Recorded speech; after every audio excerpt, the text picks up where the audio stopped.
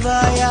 உயிரை திருகி கையில் தந்தால் ஊக்கி என்று சொல்வாயா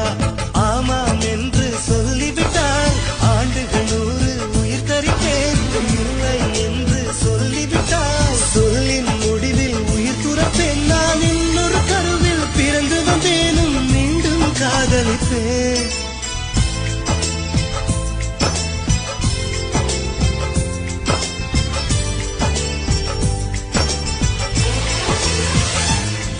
ஓர் சாலை வளைவில் பிம்பம் தொலைந்ததடி அங்கேயே நின்று கொண்டு